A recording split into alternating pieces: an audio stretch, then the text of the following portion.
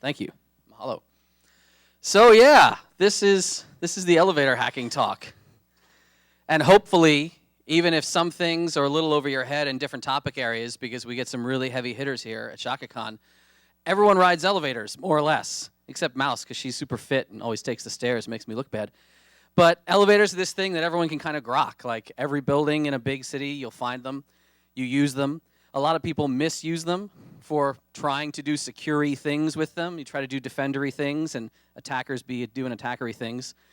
Really, elevators are not part of your security model. So I'm going to dispel a bunch of myths and then hopefully give you some tips to do better. So who talks about this stuff? Well, it's usually me and a buddy of mine named Howard. If you don't know me, I run a pen testing firm that does everything from training to on-site red teaming. Howard was a guy we picked up from the elevator industry. So, he is a consultant and inspector. He is the guy who climbs around inside of elevator shafts. And he met me when he saw me giving a talk that I briefly touched on elevator stuff at Hope one year. And he's like, oh my God, no one in the industry talks about this stuff, so I'd love to work with you. And I'm thrilled to work with him, and this is the result. You should understand, along with many things, when you start doing kinetic stuff with big machines, it can be dangerous. Elevators themselves are not that dangerous. Most elevators are monstrously safe. There are tons and tons of people who ride elevators every year. Very often, there's never an incident. The few incidents that there are, even the fatalities, tend to be people working on elevators. So as long as you're not a dummy, don't do things that will, there are certain failure modes that can occur. As you can see right here, this is a leg in between the door sill and the landing sill. Now, this leg was saved, but you don't want to be that person. You also don't want to be the person who's like, well, I'm not some dumbass like that. I'm smart. I can play with this stuff.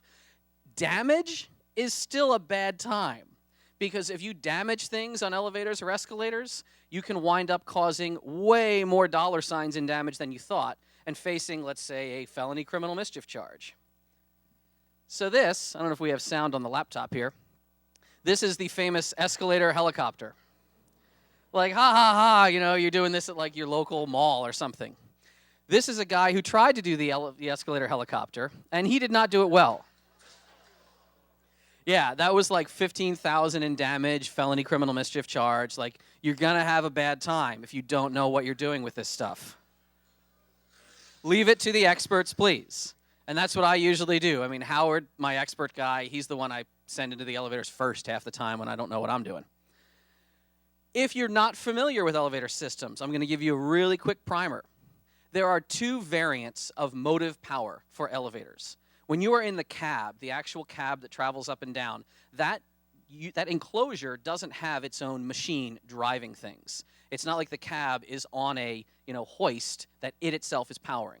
You're either being driven up from below or being pulled from above. So you have overhead traction, that's cable and rope systems, or you have hydraulics. You have pistons pushing up from underneath. Now, whether you're talking about a piston-driven system or a roped system, the power is actually being driven from a motor room. You're not seeing that. You're interacting with the motor room. You're interacting with the system via the fixtures. We'll get to them. We'll talk about them in a bit. But that's, the car itself has no power other than the electricity, powering the lights. The power, the hoist, the thrust, all of that is coming from a room somewhere else, and that has a controller in it. This is a typical elevator controller cabinet. Not a lot of, advanced circuitry going on in there. We'll talk about that in greater detail. Am I off? What's happening? Oh, okay. I don't know. It's the question, does the elevator have Bluetooth? They're getting there. The industry is really in this weird space of if it isn't broke, fix it. So you'll see a lot of bad ideas coming out of the elevator industry trying to modernize. And it needs to modernize in a lot of ways, believe me. But normally when you are interacting with an elevator, you are interacting either with an overhead drum system or a pump in the basement, and you are talking remotely. You are talking to this controller. And the controller is doing all the logic. The controller is servicing demand based on what is called automatic mode. So it's collecting all the hall calls, it's dispatching based upon passenger use at the car operating panel. Normally, you don't have to think very much about what's happening. You tell the elevator, I want to go somewhere, and it goes there. Now again, that's automatic mode. There are a whole lot of special modes of operation that we can talk about now. For example, there's attendant service. Attendant service, which you don't see in many cities anymore, is when there's an actual person in the elevator, maybe in a super posh building. Attendant mode involves a few extra controls that are enabled, sometimes behind a hidden panel, sometimes they're right on the panel. But if you key into attendant mode, you can do things like reverse direction. If you're on an elevator, you get on the 5th floor, have you ever been trying to go to the lobby, and then you're like, oh shoot, this is going up. I got to wait for it to go up to 7 and then back down. Attendant mode, you could flip direction. You can also bypass certain floors. You can ignore hall demand. Now, this isn't major for security implications, but it's this, understand there are hidden features that will change the priority and change the dispatch logic in an elevator. If you're in a building that doesn't hire a person to be an attendant, but you want to give people special privileges, there are executive modes or VIP modes. This is just someone who is super important and has a key. It's really funny, depending on how this is configured. Some controllers and some actual elevator cabs, they will gong or they will voice. They'll be like, boo, this elevator is needed for priority service. Please exit at the next landing. And it'll be good, it'll like kick everyone out of the elevator, then serve the floor with the VIP, and then ignore all the hall demand again. So there are a lot of different things you can do to make moving around a building more efficient. For example, why is this not more common if you just own a building? Do you understand there's something called load bypass? How many people have put too much stuff or people in an elevator and it got angry, it beeped, right? But how many times have you been in an elevator where you're trying to get down from floor 25 and it's full, right? It's literally full of you and everyone else in it, but it keeps platforming. It's like you're trying to check out and everyone's trying to check out and you just got to watch the doors cycle. You're like, sorry, we're full. Elevators know how heavy they are. You can configure in the controller, if this elevator is at 70 to 80% of its weight load, stop trying to collect calls. Just go to the frickin' lobby and get people out of that cab. Why this isn't turned on more often is beyond me. Anti-nuisance modes, you can, again, this is just basic management stuff in your building. If people are being a jerk and pressing all the buttons, you can dump out those calls. You can base it around how often the scanner edge detects people getting on or off. So here is a bunch of us just hammering the panel, but you can only get a few floor calls in before it's like, come on, what are you guys? You're a bunch of hackers. You're not really going these places. And it just dumps out. You can do this in a building to make your elevators more efficient. Your stock elevator config probably doesn't have this enabled. Yeah. Peak operation, again, same thing. Why, if everyone in your building is trying to come up from the ground floor in the morning, why are your elevators idling and parking at high floors? After they service demand, you can have them park down at the bottom. And likewise, at the end of the day, you can have your elevators park at the top floors because everyone's trying to get the hell down. Configuring all this is totally possible for simple, basic efficiency. You can also configure a lot of interesting modes for safety. There's something called seismic mode. That is literally if the building starts shaking, there are sensors, depending on what zone you live in, that will immediately stop the elevator at a nearby floor, announce, hey, get out, there's a problem, and tell people to leave the elevator in the case of emergency. Maybe you've seen a little seismic sensor, a little lamp, they're called joules on the car operating panel. That is a mode enabled in a lot of places like California. If you came here from the mainland, you probably have seismic mode in your elevators, whether you realize it or not. Now we're getting into some security stuff. Instead of, seismic unrest, as Howard likes to make the joke, how about civil unrest? Riot mode is something that really expensive places, sometimes museums, will have enabled. Riot mode is if there is a massive disturbance outside a building, you can kill ground floor access, and only ground floor access. The rest of the building can still service normal demand, but the elevator literally won't go to the lobby and won't collect calls from the lobby. But the rest of the building is just fine. Have you ever been in a medical facility? Maybe you've seen code blue switches, medical priority service. It's like that executive service, but on steroids. The idea is an elevator will immediately, the nearest elevator in the bank will stop in reverse direction, even if it's mid-floor, and kick everyone out and say, oh my God, someone, we need to get this medical gurney in this elevator, go, go, go. And you're noticing a theme with some of these pictures. A lot of these special modes are triggered by key switches. We're going to keep coming back to that because it's going to become very interesting how they work. Another thing in buildings, another thing also tied to security, medical buildings, you'll have code pink, which is baby theft mode. If the little baby like LoJack in the hospital, you know how modern hospitals, if you move a baby and you're not authorized to, a lot of shit happens in a hospital. Doors lock, PA announcements happen. Elevators can lock down. they can refuse to go somewhere, or they can be flipped into something called security recall, where either through an automated condition or through someone triggering it from a security office, an elevator can work like a man-trap. An elevator can deliver someone to a destination of that your determination, like let's say the security floor, where the guards are like right there. And then it'll either hold them in the cab and not open its doors, or it will force cycle the doors so they can't, hide in the cab. All these are possible in most elevator controllers, but depending on the nature of the building the elevator's in, you may not ever see them. They should exist, though, and if you need to speak to someone about this, understand there are people, it's not your parts, oil, and grease tech who knows this, but there are people in the industry who can do all this and more. The big one for us as as pen testers is independent service. Independent service mode, far and away the most useful thing you can use if you're trying to do something in a building with an elevator you shouldn't. What is independent service? It's like having local admin on that elevator. It takes the elevator out of group operation, so it will ignore all the hall demand, and it gives you, depending on how it's configured, usually complete override authority on the entire panel. Sometimes it's a key switch, sometimes it's just a toggle switch. But imagine being able to this floor, I can't go to this floor, it's locked out. Independent service usually will drive to that floor just fine. And when you get to that floor, it's not going to open the doors. Because again, until you tell it to open the doors, it'll just sit there. I've used independent service to hide in buildings on pen tests. I'll social engineer my way in, key switch. And you've got a bank of 8 elevators. No one is, hey, Frank, so funny. I've been going outside to smoke every 2 hours. Have you noticed elevator 6 hasn't been responding to any hall demand today? No one notices that. They just get on the first elevator that shows up. And I'm hiding in an elevator for 4 hours, plugged into, they have a little GFCI, and some of them just plug my phone in. One time I rolled an office chair into an elevator. I was like, oh, it's broken, it's wobbly, I'll see you later, I'm servicing this. And I just stayed in the elevator till 6:45, then drove it down to the lobby, let everyone else in from the team, and then we went up to the top level. The biggest override, however, is not every elevator has independent service. Every elevator, by code, has fire service. Fire service is not something I'm encouraging you to just play with because you think you know how it works. You don't. Things can go pretty wrong. But fire service, by code, overrides almost every other element of the elevator's operation. And if you have floors that are locked out, if you have a badge reader in your elevator that you need to latch a call to another floor, all of that gets thrown out the window if the elevator is running on fire operation. So you could have, big boss so-and-so who's like, no one should come up to the sea level on this building. You have to have your badge, and you code in, you punch the blah, blah, blah. This guy doesn't care.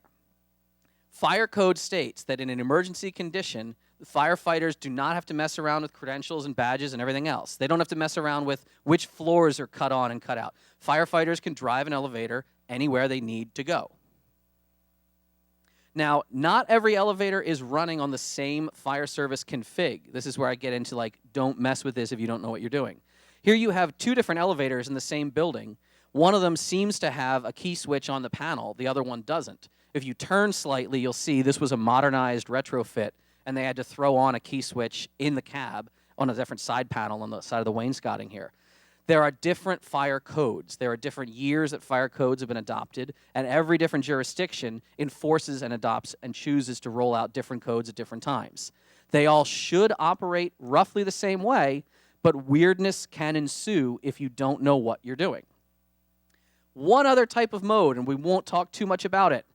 Who could possibly be more important than a firefighter? If we're talking about, firefighter operation overrides most elevator security. Who's more important than the fire crew? Elevator people, of course. Elevator guys want to be able to do anything they want to do. And we'll talk about the hoistway a little bit. We'll talk about what's called hoistway inspection mode or hoistway access mode. Do not frig around in the hoistway. It is not a safe place to be. There are plenty of people who do urban exploring, and they say, oh, man, it's so cool to, like MIT's campus. This is, I think at 5th East. You can even see someone had to write, do not open this door. It will shut down elevator. Because you should not be in the hoistway. You should not be in the shaft. There are a lot of safety sensors in there, and if you trip them, the elevator should just turn off. Doesn't always happen. There's also a lot of fancy run controls in the hoistway on the car top. You should not be using them. They exist, and I'm going to talk about them for security reasons. But just realize this is a weird industry. This is an industry where if you're not in the industry, you might think something makes sense, and it doesn't. Here is a shutdown key switch for the motor generator for this system.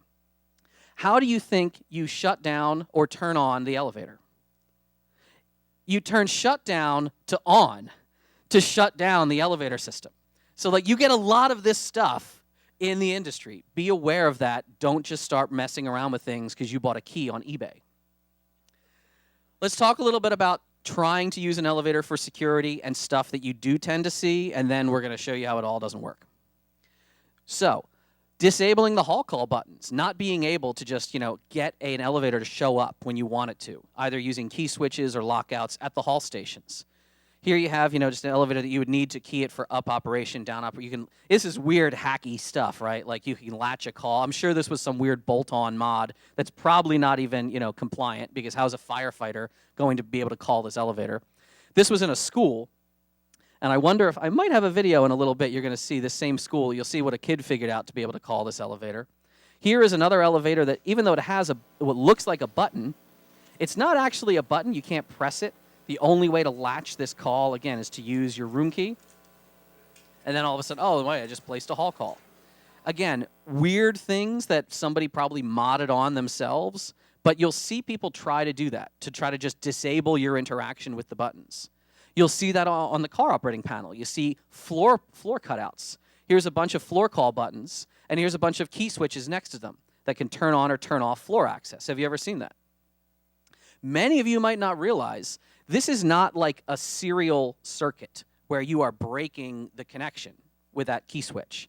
Because what would happen, again, if a firefighter gets in that elevator and needs to go to 4, they don't have to worry about, is this switch turned on or off? These are logic gates. These are logic conditions. So these key switches turning on or off are telling the controller you're supposed to ignore this. The controller still sees that input. And you can override these key switches either with independent mode or with fire service mode or other special modes. Again, you've seen these in hotels, right? Card readers. You use, I need my key card so I can get up to this floor, down to that floor.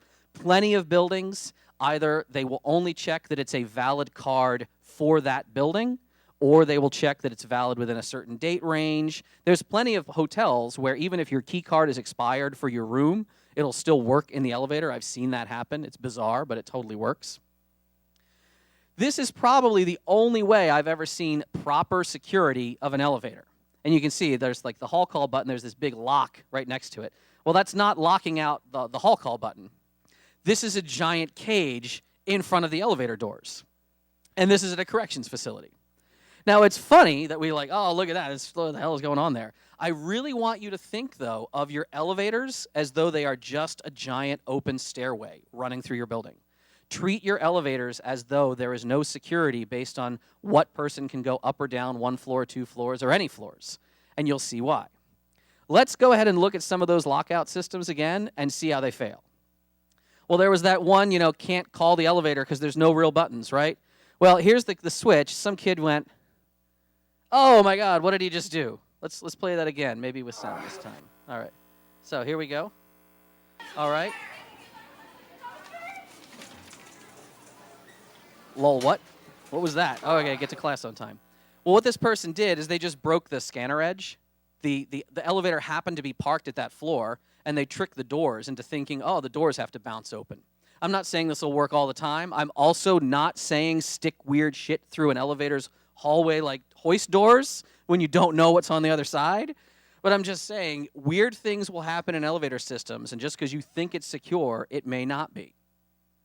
By the way, that, accessing high floors in like a nice posh building or something, this is like super low budget hacking, right?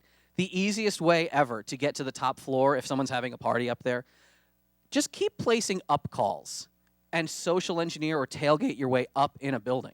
If you're placing and registering up demand, and every time you get in an elevator, just try to go as high as you can or tailgate behind someone, the elevator's got to be going higher than you if it opens for you. So if you're on 7, place an up call and just wait. Someone's going up beyond 7. You ride with them. Maybe they get you to 11. Place another up call. It's never going to come up from the lobby and sit there and wait for you if you're not, there's usually someone in it. So over and over, this is just us at some, con hotel trying to get up to the top floor, and none of us had Hilton Gold status at the time. So you say, okay, let's place up demand. Now, this is the other thing. If an empty car does show up, just send it down to the lobby. So we sent that one down, and don't do that to doors ever, by the way. So we place another up call, and we eventually just piggybacked our way up a few times. And I think the last stage of it, it's actually like a hotel employee just takes us up to the top floor because he was going up there with a luggage cart. Thank you. There we go. So again, like I'm not dropping crazy O-Day on you with this one, but just because you think, oh, the party's on the top floor of the hotel, can't get up there, you totally can. Just keep trying. It's like, leapfrogging your tailgating in. And then I think we were showing this to the management at the company. We're like, oh, now you realize that we did, because they're like, oh man, we didn't realize that was so easy to get to the top floor. And we said, well, I mean, it's a little easier than that. Like here you have the top floor with a nice bar and everything in it. But at the very end of this hallway, because it wouldn't be a physical security talk of mine if I didn't remind people to not do dumb things with their other doors, this door on each end of their building was horribly secured as well. So you can have a cigarette up here on the top floor, the 6th floor. Sure. But I'm going to go ahead and go back inside. See you later. See ya. Yeah, so like door fitment, little traveler hook, slip latch attack. Keep all that stuff in mind. It wouldn't be a Dev talk if I didn't talk about crazy things. But all of these modes, all of these different trickery and different hidden modes, by the way, there are usually panels in the cab somewhere that you can pop open. Maybe they're locked. Maybe they're just behind the wainscoting. You might not realize that. But look for hidden panels in your elevators if you're interested in accessing a lot of this. Many times, these are going to not just give you toggle switches, they're going to present you with key switches. And you think, oh my God, there's so many, like there's keys here, keys there. Which keys could you ever use? And you'll often see this in the industry. This is called elevator graffiti, where various techs don't know, like which key do I use for which thing. So you can see run stop is cone 1, independence cone 4, hoistway and a light and fan is cone 2. So like people are writing notes to themselves because they think, oh, there's just so many keys at every building. I never would remember which ones to use. Howard is a very interesting mind, my buddy Howard, who works on this stuff with me. And in the industry, he does start noticing keys, and he does start thinking about keys, and he starts taking notes about keys. And then Howard started collecting keys. Now, that looks like a lot of keys, but that works, the manufacturer default key switch, in virtually every elevator you will ever find. Because there's a lot of different brands of elevator, and there's third market, like third-party fixture manufacturers that you can do modernization and retrofitting. But that's a finite list. These are basically this is really obscure stuff at the end, like Praise the Lord and Mad Elevator and stuff. You're never going to see those. The big four in elevators, plus maybe EPCO and Innovation, that is almost every elevator you will ever see. And they all can be identified. Like, I do this to Howard all the time on jobs. I send him pictures. I'm like, dude, I'm totally going to get in this thing. Which keys do I use? He's like, you know that. It's a square button. It's a little bit rounded. It's a Schindler. You know this, Steve. Use this key. Use the L204 key. This is ThyssenKrupp. These are brands that, how often do you pay attention to this stuff when you get into your elevator? You can spot instantly, if you know what to look for, you can spot what brand the panel is, and you can know it's like one of two keys. Half the time, it's one of one key, because it's all a default keying. And if you have the keys, which, we do, you can usually just flip things open and run whatever you want in that elevator. You might have said this to me. I get these questions sometimes, too. They say, I've been in really cutting-edge systems. I've seen these, there are no buttons. Like, this is called destination dispatch. I've seen these in Hawaii. They're getting popular in, modern hotels. Yeah. What's a firefighter going to do? Stand there with a plastic key card? No. A firefighter is going to drive to the floor they need to go to. There's always a hidden panel. There's always regular car operating panel demand somewhere in that elevator. You can find it. But let's forget about the new systems, right? Please understand that this is an industry stuck in the past really hard. These are not like screenshots of old applications from history. These are modern versions that are shipping now of elevator management software. These are who can identify which Windows version this is running under? Yeah, the bottom one is literally like probably running under Windows 95. But yeah, XP. Virtually, if you find a computer running in an elevator machine room, it is running XP. This is the control system. Like these are screenshots from manuals, right? Here is your default credential, right? Because this is important. You want your LiftNet to be 123 with password 456. But that's just the basic user password. They have an admin account. The admin account by default is always ABCDEF. This is not a joke. And do you think like people are changing these default passwords? They are usually not. This is literally the owner's manual for MCE that they make a certain type of elevator controller. In it, seriously says in your router, create a new account for remote access called MCE support. Please set that password to MCE support. By the way, find your router's admin account. Go ahead and change that to MCE support. Just make it all MCE support so that we can always get in and remotely service things for you. This is great. We'll talk about this a lot if you want to ask me questions about municipal code, because I said by code, right, your fire service has to be enabled in bypassing security. By code, they started pushing for a single fire key back in 2007.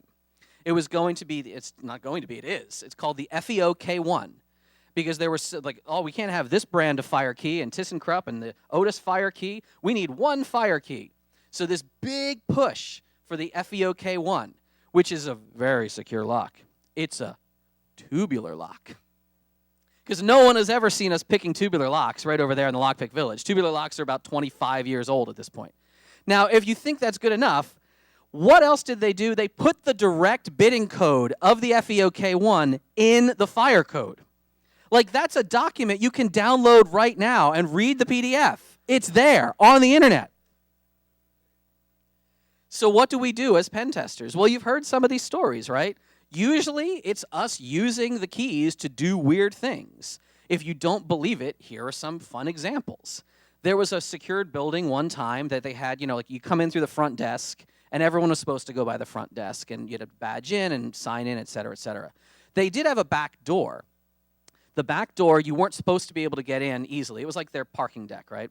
And then there was an elevator, but you weren't supposed to be able to drive that elevator because you needed your badge. And no one ever expected that someone could go up the back of the building and, like, get in. But because of corporate culture in this building, if you were walking around upstairs and you had anything that looked like a badge, people said, oh, they must have come in through the front desk. That's the only way in. No one questioned you. This is what we showed the client. Are we going to have some volume again there? So this is the back door on the parking deck that's locked. Like, not well, but it was locked. And we actually, we had to pull footage for them because they said, this is impossible. You couldn't have come up that elevator. Now, again, don't do this if you don't know what you're doing. We had to coordinate our key switching. On. Phase 1, phase 2. And you shouldn't do things that quickly, and you shouldn't do it out of order because the elevator got angry at us for doing this. But you can see the fire jewel is lit. This elevator, with no alarm, is on fire service right now. This elevator is overriding any security, and we can drive it wherever we want upstairs. And sure enough, you have to manually open the door. You have to do everything manually. You have to hold door open to operate it. And there's reasons for that. You can ask me later. But when we showed this to the client, they were flabbergasted. Their actual reaction was, I wouldn't have believed that if I didn't see it myself. We were explicitly told this elevator doesn't go up. Okay. Say that again and listen to yourself saying that again. Yeah, man, fire keys and other special keys. And there was a big kerfuffle about this a few years back. There was an article, in fact, in the New York Post where they put this lovely picture, and they said, the Post has been informed it's okay to show you these keys because no one could ever copy these keys if they only saw a picture of them in the New York Post. But this poor, retired locksmith was selling keys to collectors on eBay, and they dragged this guy over the coals. They said, oh, my God, can you believe you're selling the New York key, which, by the way, here's a way better picture of the New York key. And this is funny. I mean, this is the key to every single elevator cab in the city of New York. Every elevator in the 5 boroughs is a 2642 key. It's a Yale, which is an unrestricted blank. And it's not a huge breach of security that I'm telling you what this key is because the bidding code literally is 26420. It's in the name. How did you not know that was the key, people? Crazier than that is let's talk about this key, the 3502 key. It is the entire key for Maine, my home state of New Jersey, New Hampshire, and Massachusetts. Again, unrestricted blank. Not hard to decode this. Not hard to cut this. These are keys that you're going to see more and more. I'll just walk you through some states. States have adopted a single key in some of their jurisdictions. The Tennessee key. Tennessee uses an old-style lever lock box. And the funny thing is, this is called the Christmas tree key, as you can tell by the shape of it, right?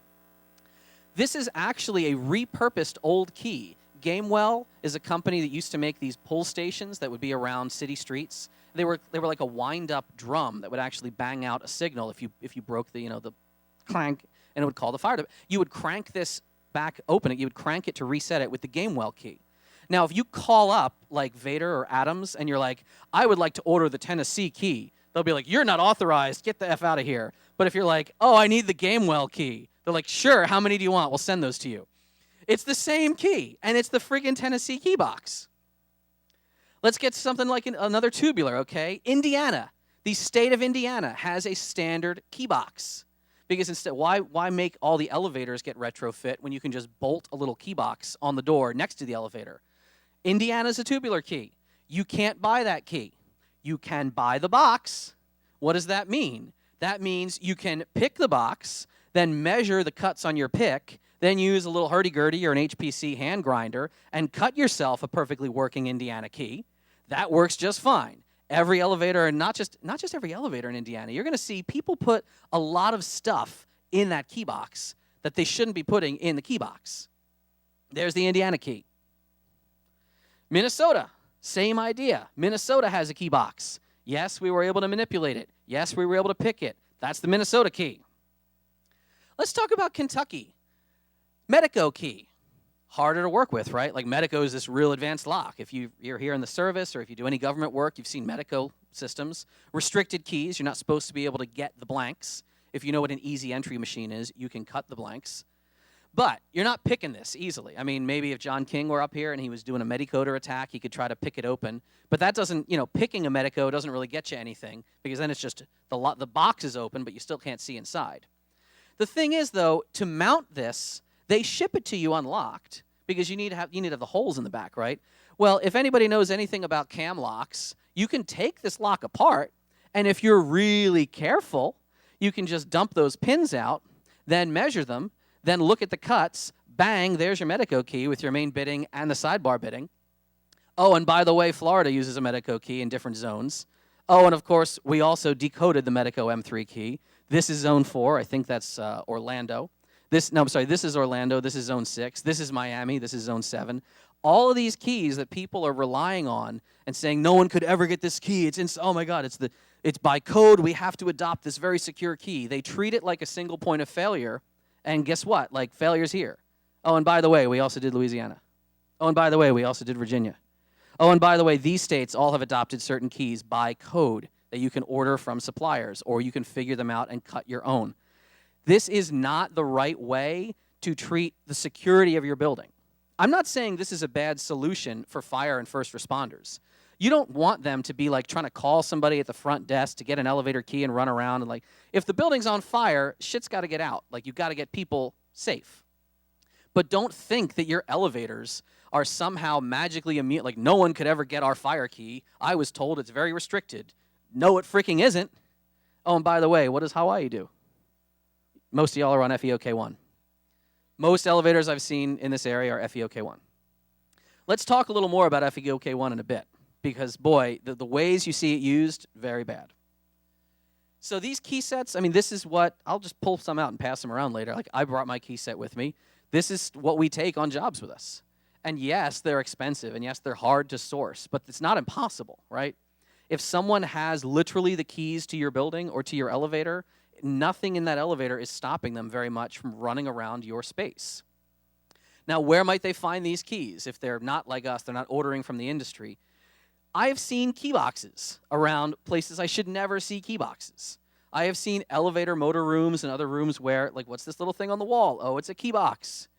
These key boxes, not only are they usually easy to open, because they're all, like, this little one right here, you can order this one custom keyed, or you can order it default keyed. The lockbox system, like, you can just order it out of a catalog with the default key. It's not hard to do. inside these key boxes, let's talk about the FEOK1 because I love this example. There's a lot of hooks in there. You never know how many, which keys do you need? Technically, it should just be one thing. It should be the firefighter's elevator key. Maybe the motor room key if they need to get in the motor room and help somebody who's entrapped, right? This is a situation where, man, let's just watch, okay? Here's an elevator, and some people on a job are going to say, okay, there's a key box up here. Try the FEOK1 key. Not sure what it is. Maybe it's going to, look at that. Totally work with the FEOK1.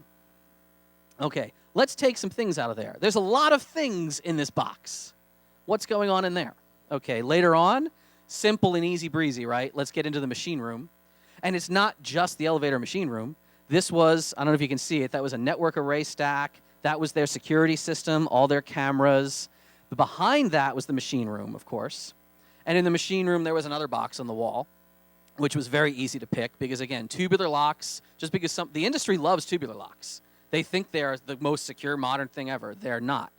So we pop that open. What's in there? It's the drop key if we want to get into the hoistway doors. We'll show you some exploits with that later.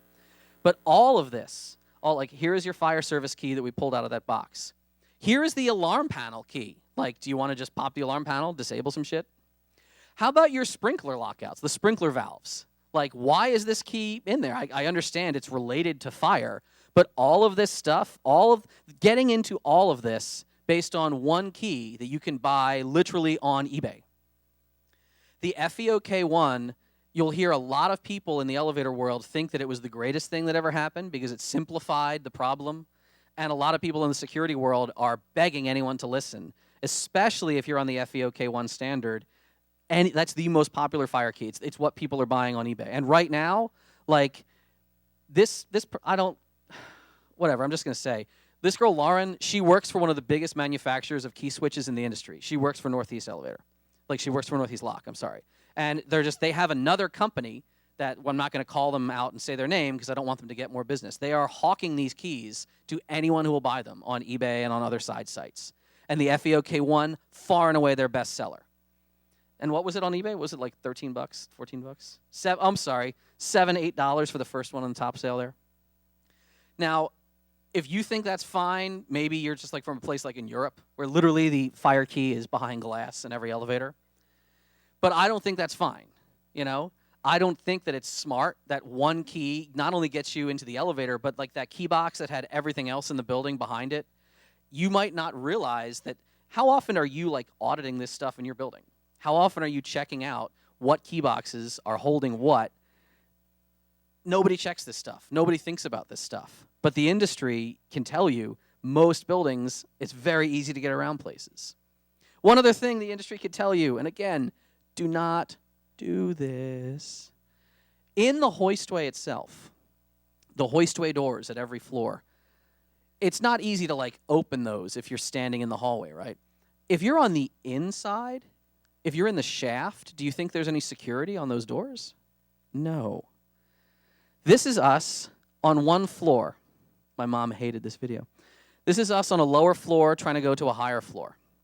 Now, we're not doing anything that's actually to code here. This is not the right way to seize a car top and such. But we are waiting for the elevator to pass us by, happening to catch it in the hoistway, because if you break the safety string circuit, by popping those doors, which I'm not going to tell you how we did that, by popping those doors, the elevator stops. The motor just stops running. It parks the elevator temporarily. We are now, do we have sound, by the way?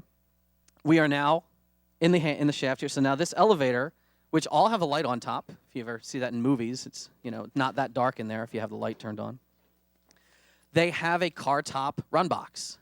We can now take over this, because if you are on top of the elevator, you don't want it to do something you're not expecting. So there are car top run controls, and we are now able to drive this elevator anywhere in this building, secured environment. You shouldn't be able to move the elevator at all. But from the car top, there is no security. There is, by code and by design, no security. So let's go ahead and go up a few floors here. All right. Coming by again, and you should be able to see as we start to get out, just all it is to pop these doors. There's the interlock. Clack. No log event, no badge event, no audit trail, because the elevator was on inspection service. And you can just send it down. And there we are on the next floor up. Crazy, crazy stuff. And by the way, did I tell you not to do that? Because I'm telling you not to do that. This is my don't do that face. If you can get into the machine room itself, a nefarious party, someone who is accessing the controller directly, you can completely change parameters, you can change settings, you can change lockouts, change access hours. You can sometimes just direct drive and say, no, this elevator goes to this floor now because I tell it to. You can remake the universe, so to speak, from a machine room. You can use what are called jumpers. Jumpers are just, little alligator clips of wire that you can actually bridge certain interlock circuits. This is how elevator tests are performed. Elevators, every 5 years, like your semi-annuals and your annuals, the 5-year tests, you literally crash an elevator down into its pit buffer to see if the pit buffer is working correctly. And the elevator is supposed to withstand that impact. An elevator is never supposed to overspeed. It's never the governor should stop it. It should never go past its finals in the low landing. How do you do that? By literally jumpering out those contacts. Any semi-competent elevator tech, if they're in the machine room, can make an elevator do that with no difficulty. Do you think when the president gets on an elevator, he just walks onto an elevator? No. There are elevator techs and Secret Service in the motor room anytime the president is getting on an elevator. Because if somebody, sticks their hand in the door or somebody tries to kill the power, I broke this, somebody pulls a door open on another floor to stop the president's elevator from moving, they can jumper out all of those safety interlocks and just get that elevator where it needs to go immediately. There was a famous case, and you're about to see some footage here, an elevator that was jumpered incorrectly, and it was able to move and leave the floor with the door still open. So this was a hospital. Thank goodness it was a hospital where someone got hurt. She survived because she was in an elevator that did that. And she was pinned. She was dragged a little bit in the hoistway. That was the Deborah Jordan case, if you're from New York. And that was all because of incorrect jumpering. Now, is there a big leap from incorrect jumpering to malicious jumpering? I don't know, but I bet you might consider putting a camera or a door sensor on your freaking motor room door. Very quickly, if you want to just keep this in mind, many elevators have phones. What can you do with phones and phone lines? You can do a lot of interesting things with phones and phone lines. These are standard POTS lines. These are regular, plain, silver satin copper, just coming all the way through the traveler cable into the elevator cab. If you can get to that phone line, well, there's, high school 2600 style fun you can do. The bigger implication is not dialing out on those phones, but dialing in on those phones. If you can figure out the phone number to an elevator's emergency phone. Many times, why would that be posted? I really have no idea. But the thing is, most elevator phones, they are configured on inbound calls to pick up silently at one ring and then you're just on the call. So, you could be some kind of jerk and I'm watching you, I'm in the elevator. You could try to freak people out in an elevator, but the bigger security implication, and this has happened in D.C., I'm told, when certain delegations are in town, they monitor phone. Why is there activity on that phone line? That's an elevator phone. The bigger thing is calling an elevator phone and not saying anything, just listening. People have interesting chatter in elevators because they think they're alone. You may not be alone in an elevator because, again, by code, your elevator should have a phone in it. And if it's a modernized elevator, it's a phone that anyone can call in on if they know the number, and it'll just pick up silently, and now you are on a call, maybe without realizing you're on a call. If you're a building owner, a building manager, building anything with some juice in that building, please understand there are really common violations that the industry is tired of seeing. Entrapments, being high on the list. If you have an elevator that is getting people stuck in it, and it's stuck in, that happens sometimes, and we just have to talk to them, and then 5 minutes later, the system resets. That's wrong, right? You get that's wrong. People show us on Twitter funny photos all the time of elevators that say things like, sometimes elevator stalls out in between second and third floor. Wait 5 minutes. I promise you everything is fine. Do not press alarm bell. That's wrong. That's like driving your car with, the engine light on. And you're like, oh, my God, I only drove it that way for 2 months, and all of a sudden the car blew up. What happened? Well, you had that engine light on. Minor shit is the warning sign before big stuff happens. Don't have complete hacky repairs. Look at the halo around this fire switch that somebody took red Sharpie, I guess, and just marked on, off, bypass. That's a violation.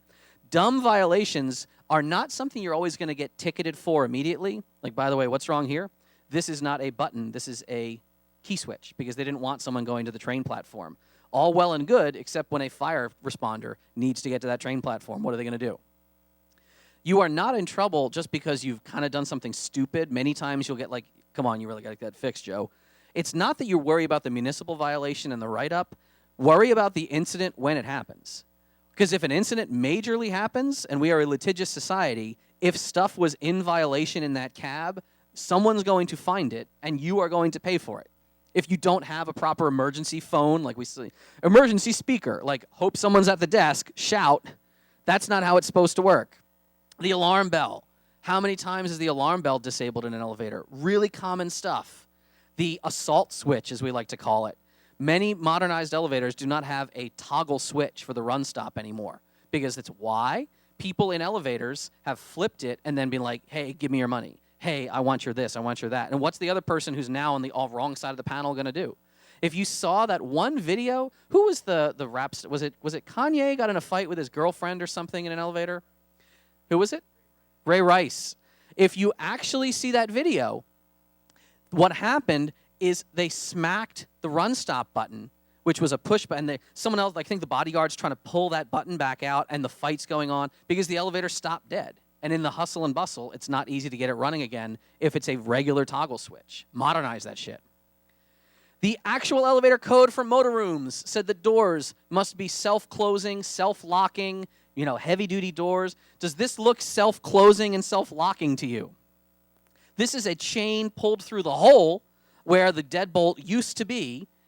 And, does this look like a competent, qualified elevator tech going to try to fix a broken elevator in a mall?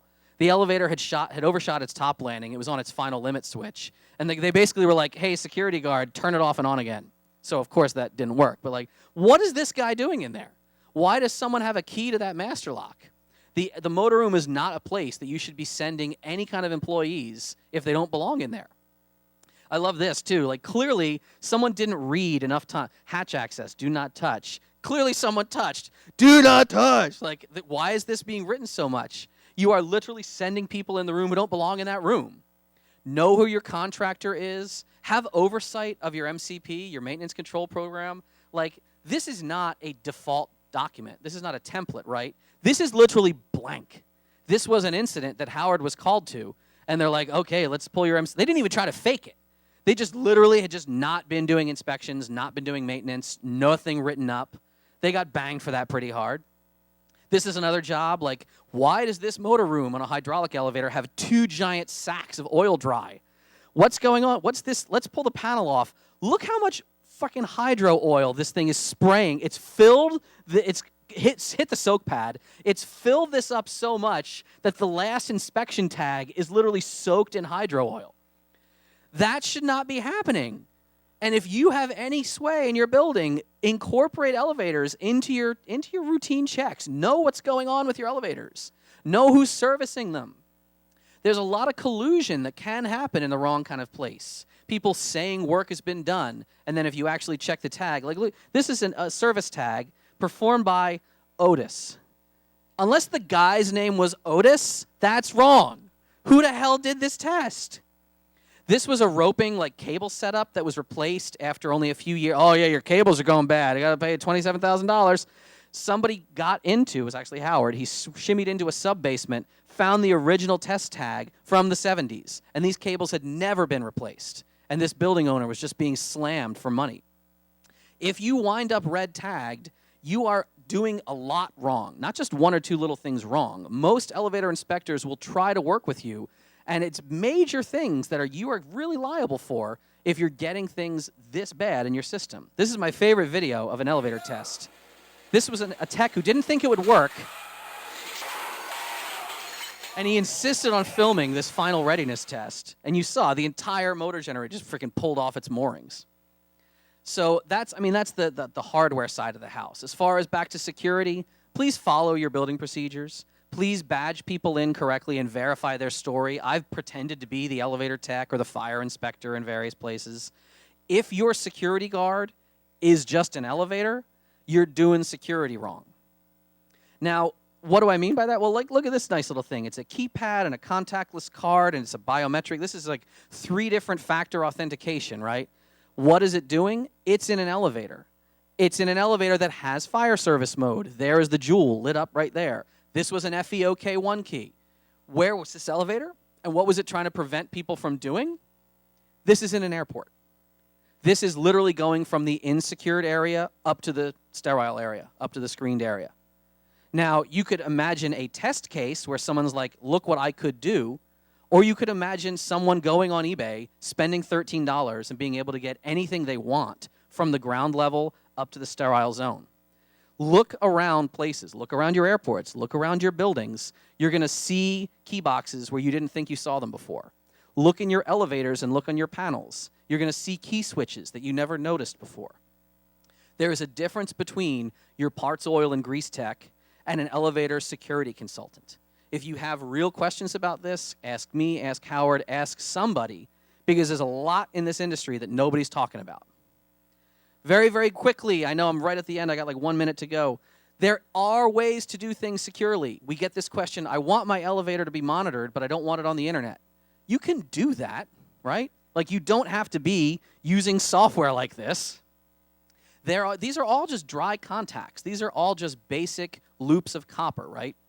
There are add-on boards that you can plug in and alert your building system. You can alert your access control system. Just like if the server room door opened and there was no badge event associated with it, why is this elevator going on independent service?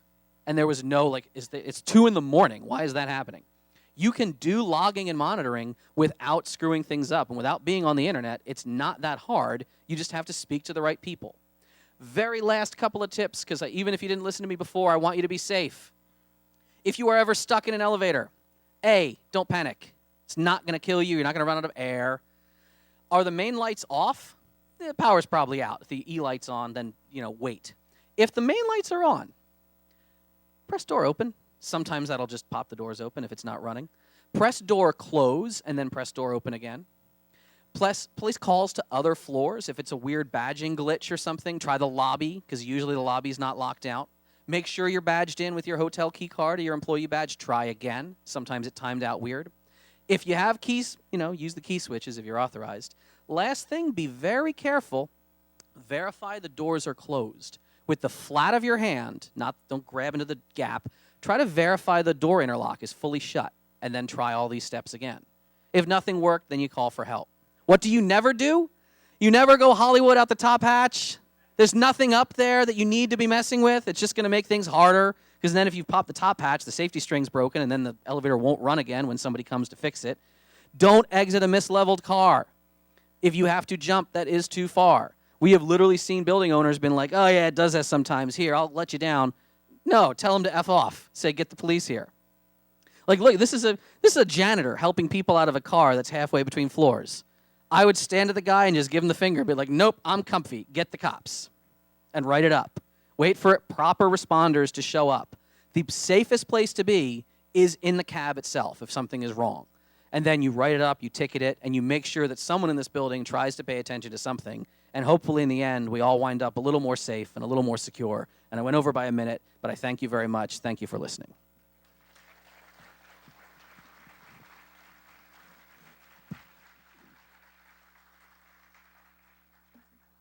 I don't know if there's no questions or all right, I can do a couple questions. Or everyone just wants lunch. There's that a hand in the back?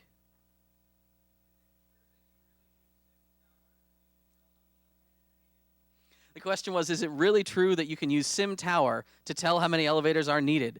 That is actually a fun fact that was in the longer version of this, and we talked about it at Hope. Sim Tower was not originally a game by Maxis. It was an elevator simulator. Like, it was a simulating software written, I think, in Japan, and then Maxis, bought it. So, yeah, I mean, Howard, he has the original, before they, were taken from us, he has the original Twin Towers. He mocked it all up in Sim Tower with the actual elevators running, and maybe he even tuned it to be more efficient. Any other questions? Has anyone noticed, some things in an elevator that you've maybe seen that you don't talk about? How many people maybe want to take a better look at your elevator now? How many people wish you had some elevator keys? Yeah. Legal told us we can't sell them unless you've been in a one-day safety training. So, Question right here, yes. Very good question, and I like that you saw. Is it illegal to? We'll even extend it. Is it illegal to buy, sell, use, possess elevator keys? Is the answer. So for the most part, no. They're not treated as like a restricted device under the law. But most elevator fire code states keys shall only be possessed by an authorized party. And many municipalities have adopted code by statute, saying the latest revision of fire code shall now be law. Violation is a violation of blah. Now, the most fire code I've ever seen always uses vague terms like authorized party. They don't say firefighter. They don't say emergency response personnel. They just say authorized party. If you are like on a fully scope documented pen test, I would consider that to be you are an authorized party. If you said, I'm going to be interacting with your elevators because that's what you're paying me to do, among other things, you are authorized in the sense of that building. Now, did the building owner give you authorization or just like a leasing client gave you authorization? Gray area, talk to legal. But yeah, for the most part, like you're not committing a crime probably selling those keys on eBay other than a local misdemeanor, like some municipal violation. But yes, if you are just banging around with elevator keys where you shouldn't be using them, it's probably, I'm not a lawyer, it's probably very akin to any kind of B&E or attempted trespass, things like that. Any other questions? Over here, sir, yes. Thank you.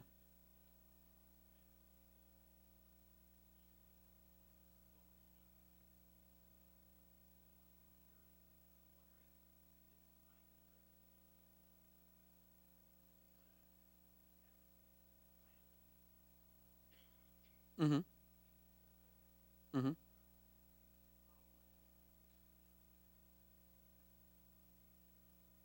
So the question is a presentation like this likely to be knowledge already possessed by people who do high detail PPD work, personal protection, Secret Service? My bet is that your government side, like Secret Service is kind of, your top tier. Big Bicep Bill's Rap Star Protection Service is like your low tier. Probably your top tier people, yes. I mean, obviously, Secret Service, there are people in the industry who've met them when they've been put in on jobs. Like you're in the motor room with me today. Your basic personal protection type bodyguard type people, no, they probably just presume they see the room in terms of choke points and exit vectors. So an elevator is just never wise if you're worried about somebody coming in like just stabbing you because you wrote a book or something, I guess. But I don't think that a lot of people are talking about exploiting. But God, that was really racist of me. Sorry. I don't think people are like talking about exploiting the special modes of operation. Yeah, I don't think this is the kind of content that gets talked about enough, which is why I'm super thrilled that you were gracious enough to listen to me throw a lot of different things at you all at once. Yes. Anything else? Was there? No, there was no hand. That was just somebody yelling at me for being rude. Anyone else? All right. I guess that's that. I guess you're having lunch.